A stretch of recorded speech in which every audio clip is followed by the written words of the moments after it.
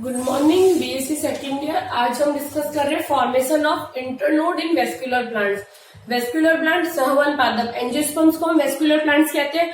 क्यों कहते हैं वेस्कुलर प्लांट्स? क्योंकि इनके पास जाइलम और फ्लोएम प्रेजेंट होते हैं और ये आराम से अपना वेस्कुलर सिस्टम चलाते हैं, ठीक है।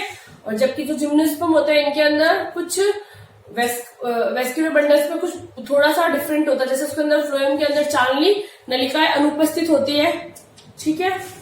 तो सी ट्यूब्स और सी एलिमेंट्स एब्सेंट होते हैं जिम्नोस्पर्म के अंदर। अब आज हम पढ़ेंगे इंटरनोड। इसके अंदर वेस्कुलर प्लांट्स के अंदर कंप्लीट फ्लावर भी प्रेजेंट होता है, ठीक है। वेस्कुलर प्लांट्स के अंदर एक वर्ड आ रहा है इंटरनोड। इंटरनोड का मतलब क्या होता है? What is internode? इंटरनोड होता है जब किसी प्लांट की कोई भी ब्रांच या प्लांट का जो यहाँ पे जैसे हमें दिखाई देता है, जैसे हम बांस और गन्ने में देखते हैं, इसको हम बोलते हैं इंटरनोड, या इसको हम क्या बोलते हैं? सॉरी, इसको हम बोलते हैं नोड। बांस वगैरह में हम देखते हैं। इसके अलावा कुछ प्लांट्स के अंदर जैसे कुछ शाखाएं निकली हुई है, इनके अंदर भी हमें ऐसे कुछ दिखाई देते हैं जहां से लीव्स निकलती है, लीव्स निकलती है। और इसके अलावा क्या निकलती है? कुछ कलिकाएं वगैरह निकलती है। जैसे यहाँ पे एक है तो यहाँ से कलिका निकल गई, तो पर्व संधि से कलिकाएं निकलती है, तो इसको हम बोलते हैं, इसको हम बोलेंगे पर्व या इंटरनोड, ठीक है। पर्व संधि या इसको बोलते हैं नोड। पर्व किसे बोलते हैं? पर्व और पर्व संधि। इसको हम बोलेंगे, एक बार मैं वापस बताती हूँ तुम्हें डिटेल से अच्छे से डायग्रामेटिकली। एक प्लांट है, इसके ऊपर ये ब्रांचेज है, यहाँ पे पर्व संधि है, यहाँ पे लीव्स निकल रही है, ठीक है, पर्व संधियों से। पर्व संधियों को हिंदी में बोलते हैं, इसको बोलते हैं हम इंग्लिश में, पर्व संधि को बोलते हैं नोड, ठीक है। पर्व संधि, इसको अगर थोड़ा डिटेल से पढ़ना तो एक बांस का या गन्ने का लेते तो इसके अंदर हम ऐसे लाइन लिखते हैं, तो ये क्या है? ये तो है हमारी नोड, और ये जो होती है इसको बोलते हैं इंटरनोड या इंटरनोड। इसी को हिंदी में बोलते हैं पर्व, और ये है पर्व संधि। आए समझ में? यहां तक पर्व संधि क्या है? पर्व और पर्व संधियां तने पर या शाखाओं पर उपस्थित होती है। दो पर्वों को पर्व संधियों द्वारा जोड़ा जाता है। और पर्व संधि क्या करती है? पर्व संधि क्या करेगी? पर्व संधि से कलिकाएं निकलती है, पत्तियां निकलती है और नई ब्रांचें पर्व संधियों से निकलती है। और एक पर्व संधि को काट कर अगर हम ग्रो करवाएं तो एक पूरा प्लांट भी तैयार हो सकता है। इसके अलावा पर्व क्या काम आते हैं? जो इंटरनोड के द्वारा वेस्कुलर प्लांट्स की लंबाई में वृद्धि होती है, ये एपिकल मेरिस्टेम के नीचे उपस्थित होते हैं, ठीक है। ये क्या करेंगे? एपिकल मेरिस्टेम से एंजियोस्पर्म में सूट की लंबाई में वृद्धि करवाते हैं। एंजियोस्पर्म में सूट की लंबाई में वृद्धि कर एपिकल मेरिस्टेम से होता है। ये क्या करेंगे? एंजियोस्पर्म में सूट की लंबाई में वृद्धि करवाएंगे, सूट की लंबाई में वृद्धि करवाते हैं, ठीक है। इनका क्या काम है? ये थोड़ा थ्योरेटिकल है, थोड़ा बोरिंग लगेगा, ठीक है। और इसका कारण क्या? ये करते हैं सूट एक्सिस का इलॉन्गेशन करते हैं पर्व के द्वारा। कैसे होती है सूट की लंबाई में? ये क्या करेंगे? जो सूट एपेक्स होती है, सूट एपेक्स के जो इंटरनोडल पार्ट होता है, जो सूट एपेक्स का जो पर्व वाला भाग होता है, सूट एपेक्स का पर्व या इंटरनोड का भाग जो होता है, उनमें इंटरनोड में इलॉन्गेशन करवाएंगे। इंटरनोड के इलॉन्गेशन से क्या होगा? प्लांट की जो एक्सिस होती है, पादप एक्सिस की लंबाई में वृद्धि होगी। ये कैसे होगी? पादप प्लांट एक्सिस की लंबाई में, एक्सिस की लंबाई में वृद्धि होगी, ठीक है। आए समझ में क्या हो रहा है? एंजियोस्पर्म में सूट की लंबाई में वृद्धि करवाता है इंटरनोड। कैसे करवाता है? जो सूट एपेक्स होती है उसकी जो पर्व होती है, जो इंटरनोड होती है, इंटरनोड में इलॉन्गेशन होता है, जिससे हम सूट प्लांट की जो एक्सिस होती है, प्लांट एक्सिस, प्लांट के अक्ष की लंबाई में वृद्धि होती है, ठीक है। और इनकी जो मेरिस्टेमेटिक सेल्स होती है उनमें यूनिफॉर्म एक्टिविटी प्रेजेंट होती है। जो इंटरनोड सेल्स है, इंटरनोड की जो मेरिस्टेमेटिक सेल्स होती है, इंटरनोड के मेरिस्टेमेटिक सेल में यूनिफॉर्म एक्टिविटी होती है। सेल में यूनिफॉर्म मतलब एक समान, ये यूनिफॉर्म एक्टिविटी होती है। ये जो मेरिस्टेमेटिक सेल होती है यूनिफॉर्म एक्टिविटी प्रेजेंट होती है, यानी कि इनकी सेल एक साथ वृद्धि करती है। ऐसा नहीं कि एक सेल है वृद्धि की दूसरी सेल रुक गई, सभी सेल एक साथ वृद्धि करती है, एक साथ एक समान वृद्धि करती है, यूनिफॉर्म एक्टिविटी होती है। ठीक है, इनकी सेल्स के अंदर। और नोड क्या करती है, हमेशा नोड के अंदर जो लंबाई होती है इंटरनोड के थ्रू जो लंबाई में होती है, इंटरनोड की लंबाई में वृद्धि अग्राभिसारी क्रम में होती है, एक्रोपिटल क्रम में, अग्राभिसारी क्रम में होती है। हमेशा जब भी इंटरनोड से लंबाई में वृद्धि होगी तो वो कैसी होगी, अग्राभिसारी क्रम में। आधार भाग से, अग्राभिसारी मतलब बेस से टॉप की तरफ, ऐसे लिख सकते हैं, आधार से ऊपर की तरफ, यानी कि ऐसे वृद्धि होगी, ऐसे एक्रोपिटल क्रम में, बेस से ऊपर की तरफ, बेस से टॉप की तरफ। ये बेस हो गया और ये टॉप हो गया। ठीक है, आया समझ में? यहाँ तक इंटरनोड की लंबाई हमेशा एक्रोपिटल, इंटरनोड से प्लांट की लंबाई में वृद्धि हमेशा एक्रोपिटल डायरेक्शन में होती है, एक्रोपिटल या अग्राभिसारी क्रम में होती है। ठीक है,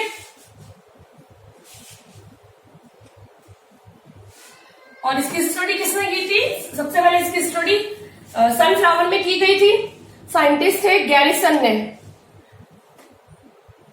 सनफ्लावर जो होता है सूरजमुखी,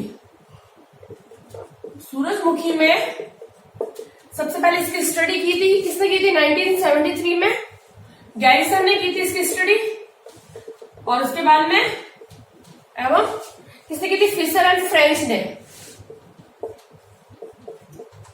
फिशर व इन साइंटिस्ट ने इसमें डिटेल स्टडी की थी, इसमें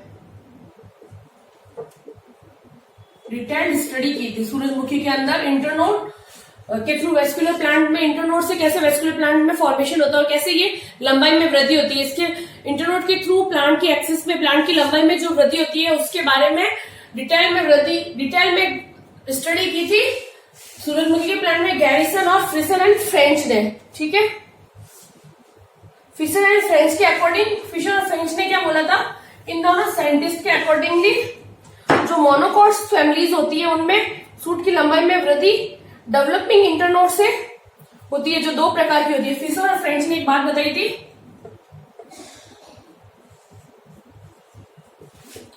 फिशर व फ्रेंच, इन्होंने बोला था कि जो मोनोकॉट के प्लांट्स होते हैं, मोनोकॉट प्लांट के अंदर जो डेवलपिंग इंटरनोड मोनोकॉट की जो फैमिलीज होती है उनके प्लांट की सूट की लंबाई में वृद्धि, सूट की लेंथ में वृद्धि डेवलपिंग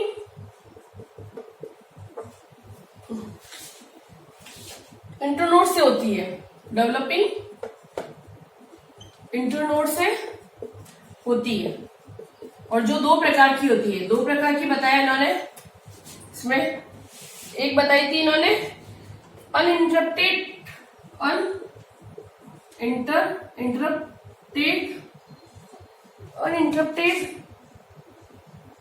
और दूसरी थी इंटरकैलरी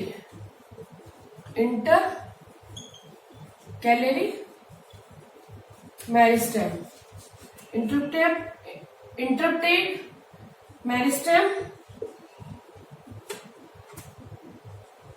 इंटरप्टेड मेरिस्टेम, और दूसरी थी इंटरकैलरी मेरिस्टेम।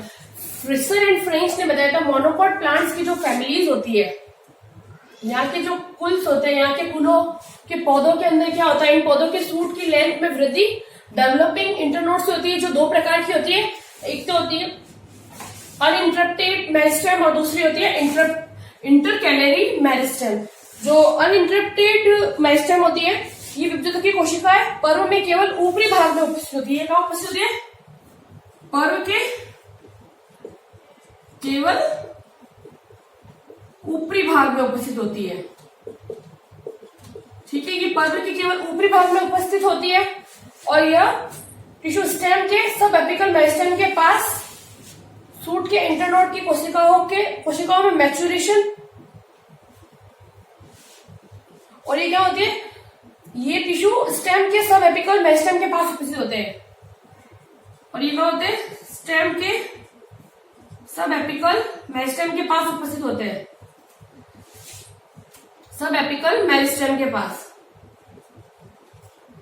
एक तो पर्व के केवल ऊपरी भाग में उपस्थित होगी, जो पर्व होगा इंटरनोड के केवल ऊपरी भाग में उपस्थित होते हैं, अनइंटरप्टेड मेरिस्टेम।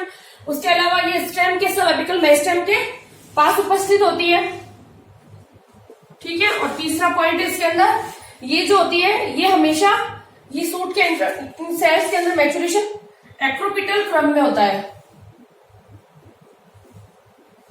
जो यहाँ की सेल्स होती है, सेल्स में यहाँ की जो इंटरनोडल होती है, इंटरनोड की सेल्स में मैच्योरेशन एक्रोपिटल क्रम में होता है, एक्रोपिटल क्रम में, ठीक है। तो अनइंटरप्टेड मेरिस्टेम क्या है, ये पर्व के पास, पर्व के ऊपरी भाग में उपस्थित होती है। यहाँ की इंटरनोड की सेल्स केवल कहाँ उपस्थित होगी, पर्व के ऊपरी भाग में उपस्थित होगी अनइंटरप्टेड मेरिस्टेम। दूसरा है स्टेम के सब एपिकल मेरिस्टेम के पास उपस्थित होती है। और तीसरा है ये जो इंटरनोड की सेल्स के अंदर, इनकी इंटरनोड की सेल्स के अंदर जो मैच्योरेशन होता है वो एक्रोपिटल क्रम में, एक्रोपिटल अग्राभिसारी नीचे से ऊपर की तरफ, ठीक है। आया समझ में यहाँ तक। फिर इंटरकैलरी, यह आइसोलेटेड रीजन के रूप में रहती है। जो इंटरकैलरी होती है कैसे, किसकी तरह रहती है, आइसोलेटेड, ये कैसे रहेगी, एक तो आइसोलेटेड रीजन की तरह रहती है, आइसोलेटेड, ये कैसी होती है, आइसोलेटेड मेरिस्टेम, मेरिस्मेटिक रीजन की तरह रहती है, ये आइसोलेटेड मेरिस्मेटिक रीजन की तरह रहती है। दूसरा, ये जो होती है जब किसी कारण से जब एपिकल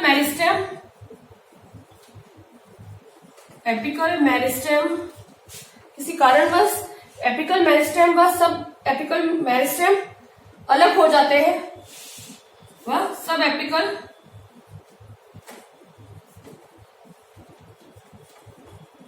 पृथक हो जाते हैं, उस समय क्या करती है, पृथक हो जाते हैं उस समय इंटरकैलरी मेरिस्टेम इंटरनोड के आधारी भाग में उपस्थित होती है। उस समय ये क्या करती है, उस समय ये जो इंटरकैलरी मेरिस्टेम है, इंटरकैलरी मेरिस्टेम क्या करेगी, इंटरनोड के आधारी भाग में उपस्थित होगी, इंटरनोड के आधारी भाग में होगी, भाग में उपस्थित होती है।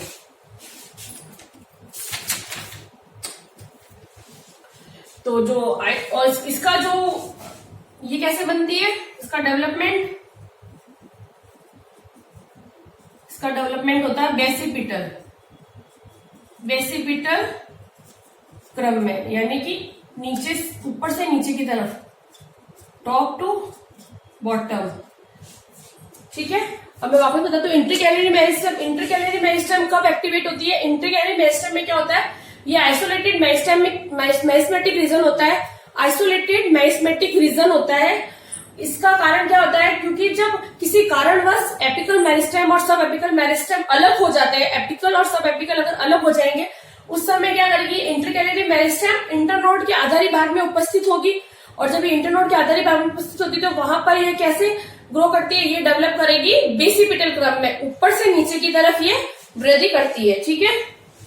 और कभी कभी इंटरकैलरी मेरिस्टेम इंटरनोड के ऊपरी भाग में भी हमें मिलती है, कभी कभी ये क्या मिलेगी, इंटरनोड के ऊपरी भाग में भी हमें यह मिलती है। ये इंटरकैलरी मेरिस्टेम कोशिकाएं पर्व की लंबाई में वृद्धि करके, ये क्या करेगी, इंटरकैलरी की कोशिका क्या करती है, पर्व की लंबाई में वृद्धि करती है, जिसका काम है पर्व की लंबाई में वृद्धि कर क्या करेगी, स्थायी उत्तक के रूप में विभेदित हो जाएगी। करने के बाद ये क्या करेगी, लंबाई में वृद्धि कर स्थायी उत्तकों के रूप में विभेदित हो जाती है। स्थायी उत्तक बनने के बाद आगे कोई भी तरह का ये विभाजन नहीं करेगी, क्योंकि मैथमेटिक्स से किसमें कन्वर्ट होगी, परमानेंट में। इंटरकैलरी मेरिस्टेम क्या करती है, कभी कभी यह इंटरनोड के ऊपरी भाग में भी उपस्थित होती है, जनरली ये कहाँ उपस्थित होती है, आधारी भाग में उपस्थित होती है। जो इंटरकैलरी मेरिस्टेम है ये पर्व की लंबाई में वृद्धि करती है और लंबाई में वृद्धि करने के बाद में ये स्थायी ऊतकों के अंदर स्थायी ऊतकों में विभेदित हो जाती है। ठीक है, और जो वयस्क इंटरनोड होती है वो पूरी तरह से, और जब हम वयस्क इंटरनोड देखेंगे तो उसमें पूरी तरह से हमें इंटरकैलरी मेरिस्टेम नहीं दिखाई देगी, पूरी तरह से ये डिसअपीयर हो जाएगी। किसी वयस्क इंटरनोड को देखने पर हमें इंटरकैलरी मेरिस्टेम पूरी तरह से दिखाई देगी, पूरी तरह से वहां से डिसअपीयर हो जाएगी। ठीक है, और जो घासों के अंदर इंटरनोड का इलॉन्गेशन इंटरकैलरी मेरिस्टेम की एक्टिविटी से होता है। किसके अंदर होता है? इसके द्वारा, इंटरकैलरी मेरिस्टेम के द्वारा। घास फूलों के जो पौधे होते हैं उनमें इंटरनोड की वृद्धि किसके द्वारा होती है? इंटरनोड किसके द्वारा बनता है? घास में जो घास फूल के पौधे होते हैं, घासों के अंदर इंटरकैलरी मेरिस्टेम के थ्रू इंटरनोड में लंबाई में वृद्धि से होता है। जब इंटरकैलरी मेरिस्टेम एक्टिवेट होता है तो घास फूलों में, घास फूल के पौधों में क्या होगा? इंटरनोड की लंबाई में वृद्धि होगी, पर्वों की लंबाई में वृद्धि होती है। इनकी कोशिकाओं में रिब मेरिस्टेम भी कहा जाता है। जो इनकी कोशिकाएं होती है उनको क्या कहा जाता है? Rib meristem. ठीक है, ये कोशिकाएं पर्व की लंबाई में वृद्धि करती है।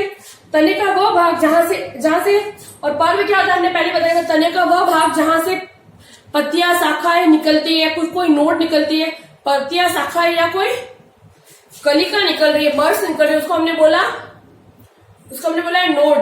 और दो नोड के बीच की जो लंबी कोशिका होती है, उनके बीच की जो क्षेत्र होता है उस क्षेत्र को हम बोलते हैं पर्व संधि, या उसको हम बोलते हैं पर्व और पर्व संधि की डेफिनेशन एक बार वापस बोलती हूं मैं।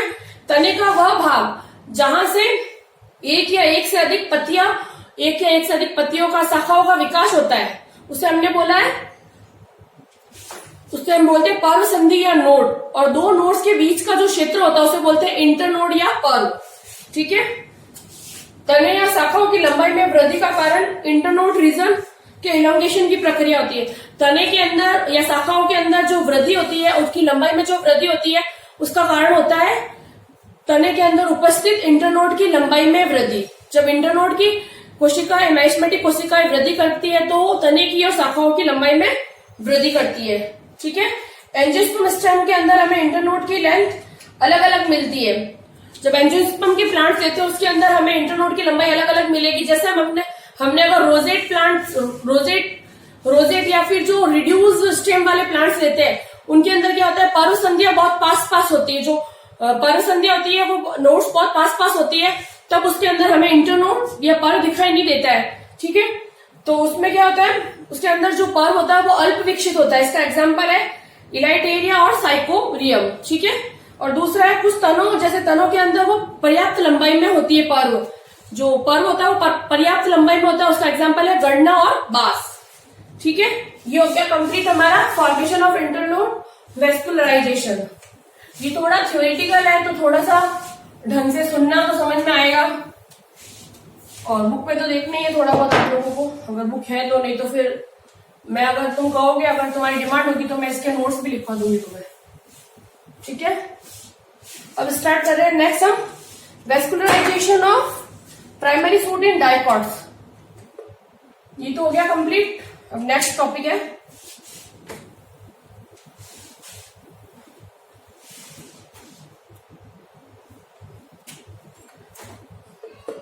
वेस्कुलराइजेशन ऑफ प्राइमरी सूट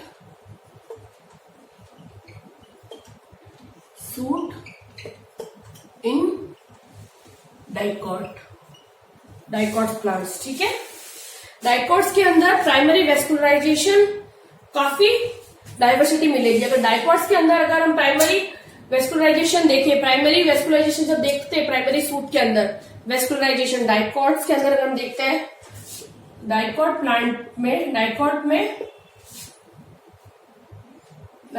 के प्राइमरी सूट के वेस्कुलराइजेशन में काफी डाइवर्सिटी मिलती है हमें।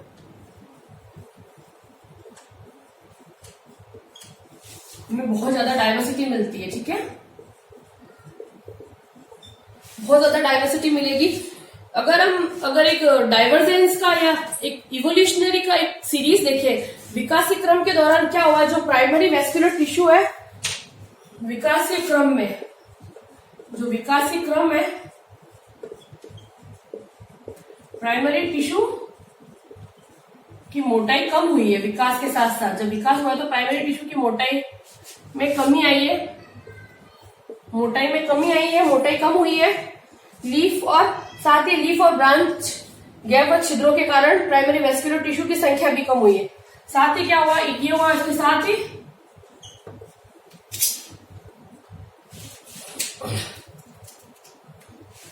ही लीफ और branches, leaf and branches gap व छिद्रों के कारण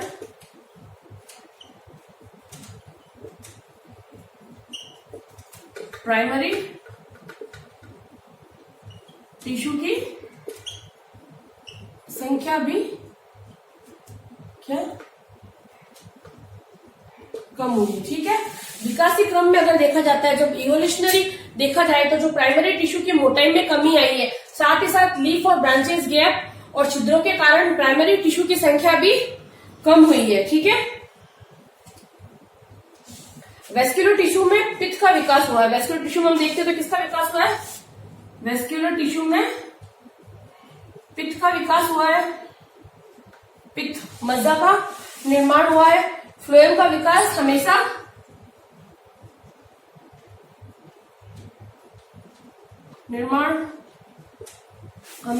जाइलम से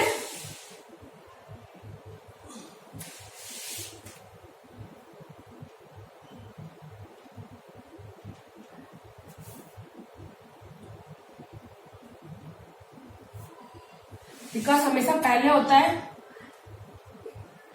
साथ ही जाइलम की तरह इसमें भी कैसा होगा, प्रोटोजाइलम बाहर, प्रोटोफ्लोएम बाहर परिधि की तरफ व मेटाफ्लोएम अंदर भीतर की तरफ। ठीक है, विकास के साथ हम देखा जाए तो प्राइमरी टिश्यू की मोटाई में कमी आई है, साथ ही साथ लीफ ब्रांचेस गैप व छिद्रों के कारण प्राइमरी टिश्यू की संख्या भी कम हुई है। और वेस्कुलर टिश्यू में पित्त का विकास हुआ है। इसके साथ फ्लोएम का निर्माण हमेशा जाइलम से पहले होता है, साथ ही जाइलम की तरह इसमें प्रोटोफ्लोएम बाहर की तरफ और मेटाफ्लोएम अंदर की तरफ भीतर की तरफ मिल रहा है। ठीक है, जाइलम का विकास और साथ ही जो जाइलम का विकास होता है दोनों दिशाओं में होता है।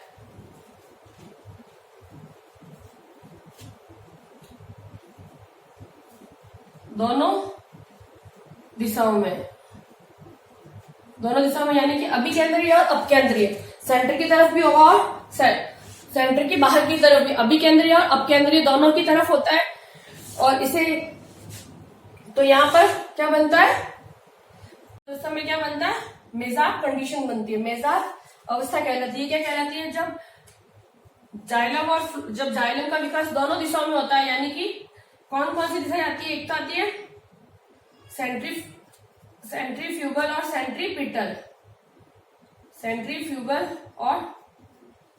सेंट्रीपिटल, दोनों कंडीशन में अगर विकास हो रहा है तो उस समय क्या होगा, वो कंडीशन क्या कहलाती है, मेजार कंडीशन, मेजार अवस्था। ठीक है, जाइलम का विकास दोनों दिशाओं में हो रहा है, उसको हम बोलते हैं मेजार कंडीशन। सेंट्रीपिटल और सेंट्रीफ्यूगल दोनों दिशाओं में होता है। ठीक है, आए समझ में यहाँ तक। अब कुछ टर्म्स भी है, उनको भी हम पढ़ते हैं। लीफ ट्रेस है एक टर्म, एक है लीफ गैप। फर्स्ट हम डिस्कस करते हैं लीफ ट्रेस। लीफ ट्रेस क्या होता है, लीफ ट्रेस इसको बोलते हैं पर्ण अनुपथ। ठीक है, इसका मतलब ये होता है जब तने और पत्तियों के सहवन तंत्र को जोड़ने वाले सहवन बंडल को हम बोलते हैं तने व पत्तियों के सहवन बंडल को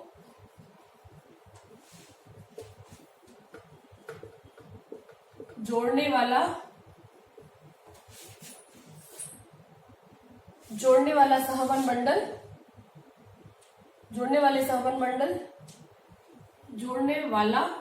सहवन बंडल क्या कहलाते हैं, सहवन बंडल।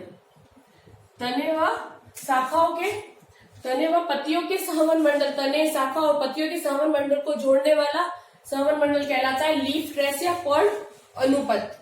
ठीक है, ये एक लीफ के अंदर एक लीफ में एक या अधिक हो सकता है, एक भी हो सकता है और एक से अधिक भी हो सकता है लीफ ट्रेस। ठीक है, ये हो गया लीफ ट्रेस कंप्लीट। दूसरा है हमारा लीफ गैप। एक नया पॉइंट है लीफ गैप। लीफ गैप ये क्या होता है? लीफ गैप क्या होता है? लीफ गैप का मतलब है रंभ के सहवन तंत्र में इनके अलग होने के कारण उत्पन्न अंतराल।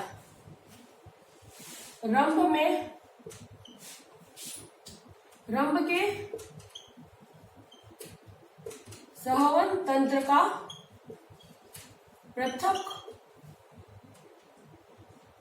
होने के कारण रंभ के सहवन तंत्र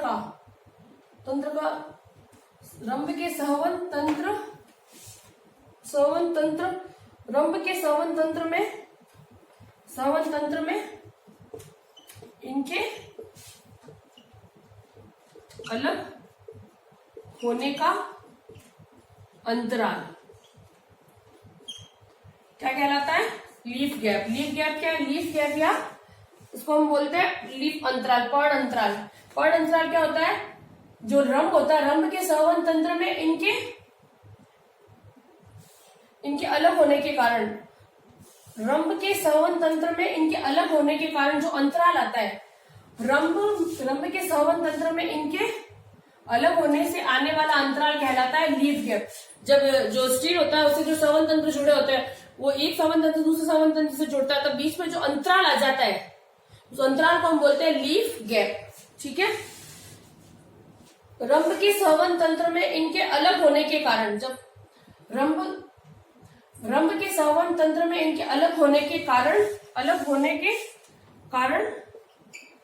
उत्पन्न अंतराल, जो अंतराल उत्पन्न होता है उस अंतराल को बोलते हैं लीफ गैप या पर्ण अंतराल। ठीक है, ये पर्ण अंतराल में हमेशा मृदुत्व के ये अंतराल किससे बढ़ता है?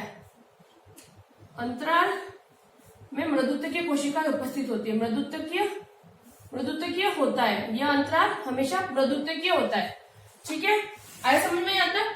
लीफ या रंभ के सहवन तंत्र में इनके अलग होने के कारण उत्पन्न अंतराल हम कहलाता है लीफ गैप। और ये जो अंतराल होता है उनमें हमेशा पेनकाइमेटस सेल्स प्रेजेंट होती है। ठीक है, डाइकोट स्टेम के अंदर जो इंटरनोड्स होते हैं वो 3 प्रकार के मिलेंगे हमें।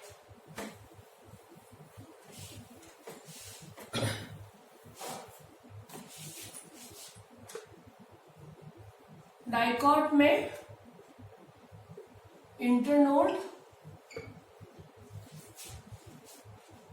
डाइकोट के स्टेम में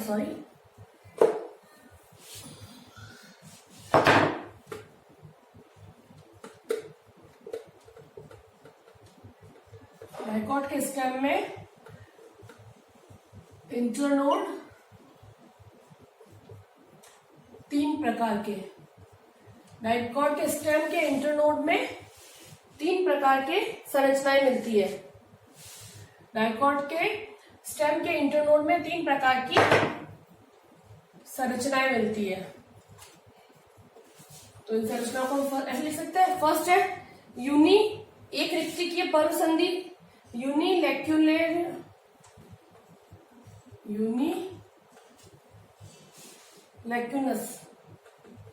लैक्यूनस इंटरनोड, एक रिक्तिकीय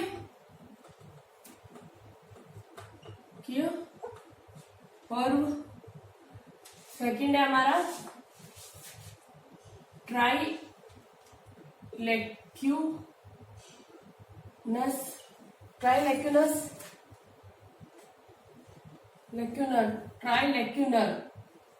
ट्राइलैक्यूनर, यूनिलैक्यूनर और मल्टीलैक्यूनर।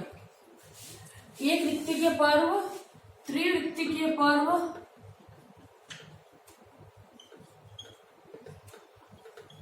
और बहुरिक्तिकीय पर्व।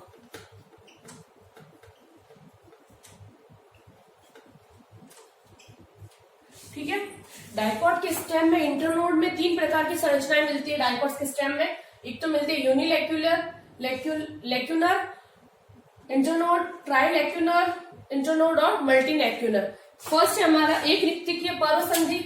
एक रिक्तिकीय पर्व संधि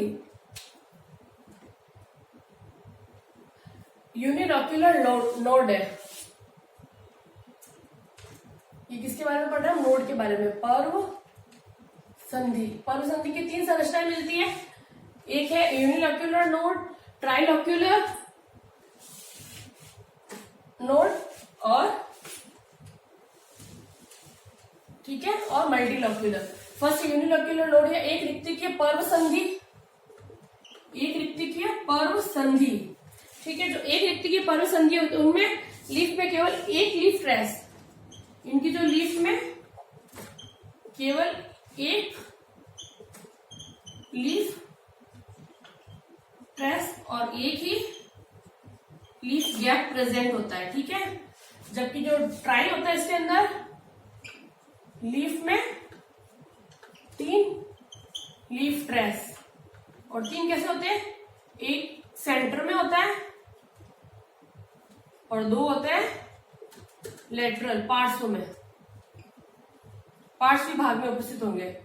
एक तो केंद्र में होगा, एक केंद्रीय भाग में उपस्थित होगा लीफ ट्रेस और 2 होंगे पार्श्वी भाग में। ठीक है, और इनके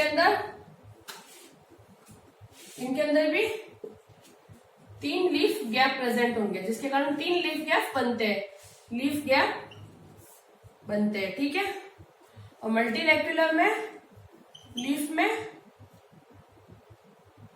बहुत सारे लीफ ट्रेस बनेंगे और बहुत सारे, जिसकी वजह से बहुत सारे मल्टीपल लीफ गैप विकसित होते हैं, लीफ गैप विकसित होंगे। ठीक है,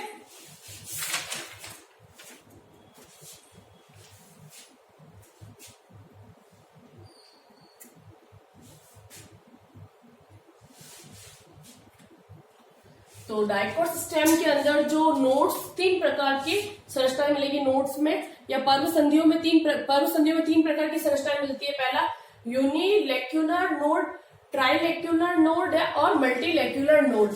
एक रिक्तिकीय पर्व संधि, त्रिरिक्तिकीय पर्व संधि और बहुरिक्तिकीय पर्व संधि। जो एक रिक्तिकीय पर्व संधि होती है उनके लीफ के अंदर केवल एक लीफ ट्रेस और एक ही लीफ गैप उपस्थित होता है। दूसरा है ट्राइलेक्युलर या त्रिरिक्तिकीय पर्व। इसके अंदर क्या होता है? त्रिरिक्तिकीय पर्व संधि में, इस पर्व संधि के अंदर लीफ के अंदर 3 लीफ गैप उपस्थित होते हैं, जिसकी वजह से 3 लीफ गैप विकसित होते हैं, 3 लीफ ट्रेस उपस्थित होते हैं, जिसकी वजह से 3 लीफ गैप बनते हैं। ठीक है, और लास्ट है मल्टीलेक्युलर या बहुरिक्तिकीय पर्व संधि। इसके अंदर क्या होता है? इस लीफ के अंदर बहुत सारे हमें लीफ ट्रेस मिलेंगे, जिसके कारण इसमें बहुत सारे लीफ गैप विकसित होते हैं। ठीक है, थैंक यू सो मच। अब कल हम आगे का डिटेल में करते हैं। जितना पढ़ा है उसको अच्छे से पढ़िए।